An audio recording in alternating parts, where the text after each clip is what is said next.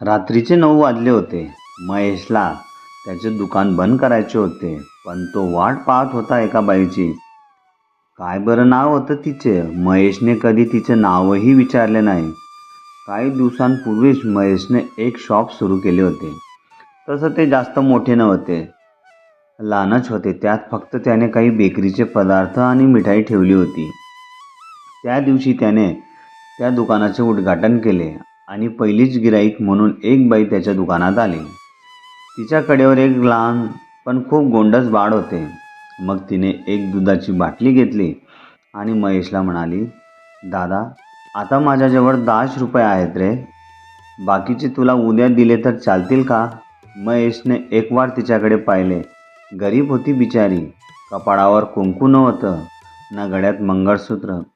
कदाचित तिचा नवरा जिवंत नसेल असा अंदाज त्याने लावला. साडीला तर अक्षरशः अनेक ठिकाणी ठिणगे होते आणि कपाळावरून घामाचे थेंब वाहत होते.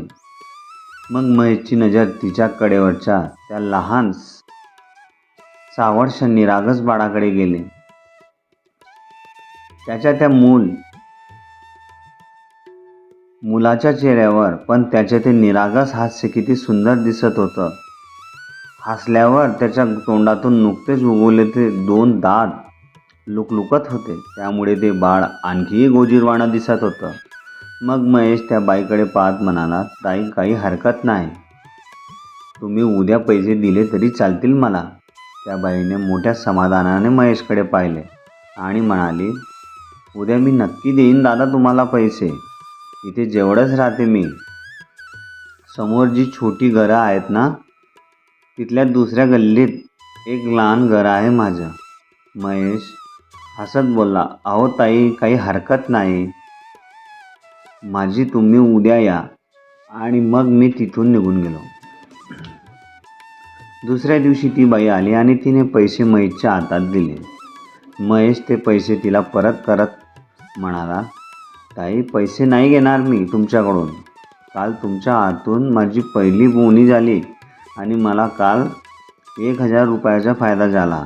हे ऐकून त्या बाईला खूप आनंद झाला, कारण बऱ्याच दिवसांनी तिच्या वायगुणाचं कोणीतरी कौतुक करत होतं. नाहीतरी तिच्या नवऱ्याच्या मृत्यूनंतर तिच्या सासूने तिला पांढऱ्या पायाची म्हणून तिला घरातून हाकलवलं. ती म्हणाली, दादा, रात्री किती वाजेपर्यंत दुकान चालू असतं हो आपलं?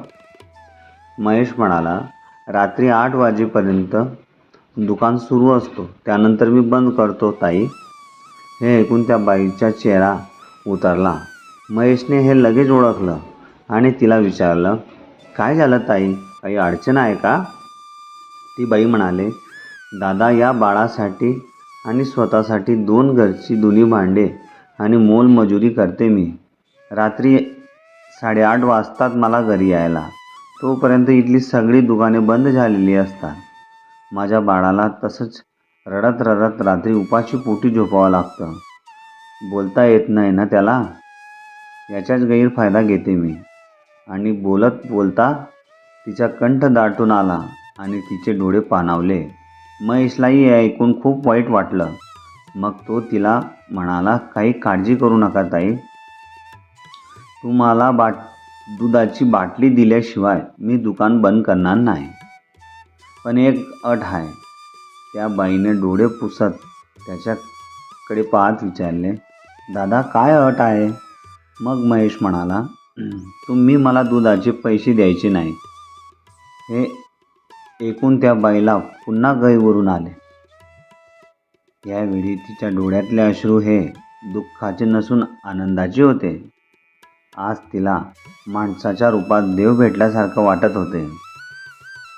त्या दिवसापासून रोज रात्री ती बाई या दुकानात यायची आणि दुधाची बाटली घेऊन जायची. असे करता करता 6 महिने उलटून गेले होते. पण रोजच्या काबाड कष्टामुळे ती गरीब बाई हळूहळू आजारी पडू लागली होती. हळूहळू तिचे शरीर आणखीच क्रूर बनत चालले होते. त्या दिवशी महेश असाच दुकान आवरून तिच्या येण्याची वाट पाहत होता. घड्याळात तर 9:30 वाजले होते. इतक्यात ती बाई महेशच्या दुकानात आली. महेशने लगेच फ्रीज उघडून दुधाची एक बाटली काढून तिच्या हातात दिली. आज तिचा चेहरा खूप निर्जीव वाटत होता आजारपणामुळे. डोळ्याखालील काळे घेरे खूपच वाढलेले होते. बाटली देऊन महेश फ्रीजचे दार बंद करण्यासाठी मागे वळला आणि तिला म्हणाला, "काय ताई, आज खूप उशीर झाला यायला तुम्हाला." आणि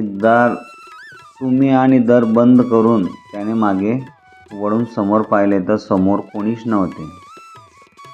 त्याला वाटले आज उशीर झाल्यामुळे घाई गडबडीत लवकर निघून गेली असेल आणि मग त्याने आपले दुकान बंद केले आणि तो घरी निघून गेला.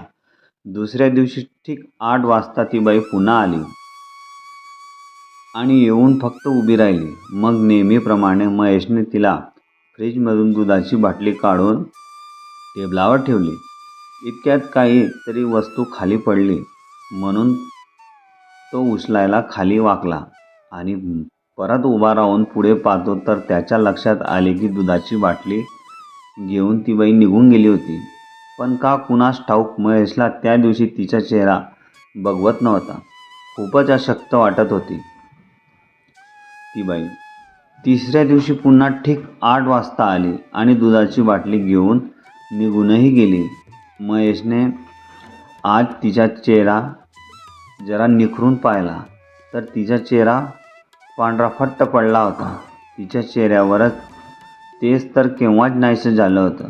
महेशला कळून चुकलं की ती बाई खूपच आजारी आणि पैसे नसल्याने ती डॉक्टरांकडे गेली नसणार. त्याने लगेच आपले दुकान बंद केले आणि घरी निघून आला. मग त्याने आपल्या बायकोला त्या बाईबद्दल सर्व हकीकत सांगितली. महेशची बायकोसुद्धा अगदी त्याच्यासारखीच प्रेमळ स्वभावाची असल्याने ती त्याला म्हणाली, "चला आपण तिच्या घरी जाऊ. तिला एखाद्या चांगल्या डॉक्टरांकडे घेऊन जाऊ व तिचा उपचार करू."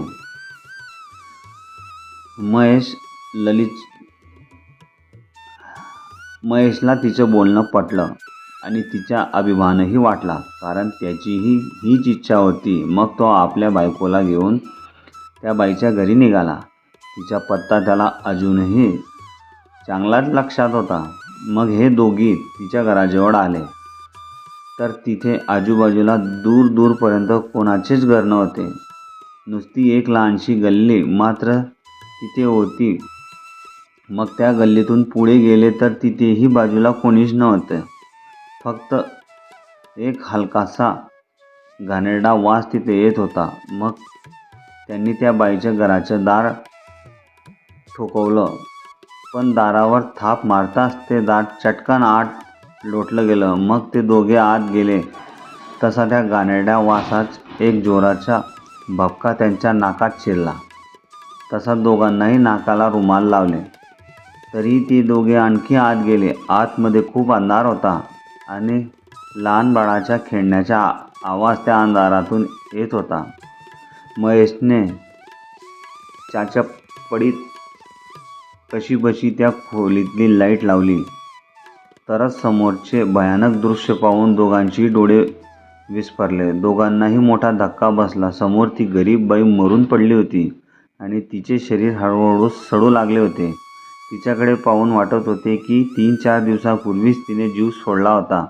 पण तिचे डोळे अजूनही बाजूला खेळत असलेल्या तिच्या लहान बाळालाच पाहत होते. तिचे डोळे एकदम मणिविकार झाले होते. जणू रडून रडून तिच्या डोळ्यातले पाणीच आटून गेले असावे. त्या निर्जीव देहाचे ते निर्जीव डोळे मात्र सजीव असल्यासारखे त्या बाळाकडे एकटक पाहत होते आणि ते निरागस बाळ मात्र हसून आपल्या आईच्या डोळ्याकडे पाहत खेळत होते.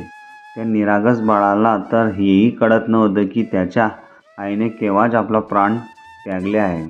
बाजूला 3 रिकाम्या दुधाच्या बाटल्या पडलेल्या होत्या. जणू त्याला असा विश्वास वाटत होता की त्याच्या आईने मेल्यानंतरही त्याला उपाशी राहू दिले नाही. हे दृश्य पाहून दोघांच्या अंगावर शहारे उभे राहिले. खरोखरच त्यावेळी ते दृश्य अगदी हृदय हेलवून टाकणारे होते. महेशला तर विश्वासच बसत नव्हता की गेले 2-3 दिवस एका मेलेल्या आईचा आत्मा आपल्या दुकानात आपल्या बाळासाठी त्याच्याकडून दूध घेऊन जात होता. मग महेशने त्या बाळाला उचलले आणि आपल्या बायकोच्या हातात सोपवले. तिनेही खूप प्रेमाने त्या बाळाला जवळ घेतले. मग दोघांनीही विधिवत त्या बाईच्या शरीराचे अंत्यसंस्कार केले आणि त्या बाळाला दोघांनी दत्तक घेतले. महेशला आजही या गोष्टीची जाणीव आहे की त्या बाळाच्या आईचा आत्मा आजही त्यांच्या बरोबरच राहतो. कथा आवडली असेल तर लाईक, शेअर, सबस्क्राईब नक्की करा.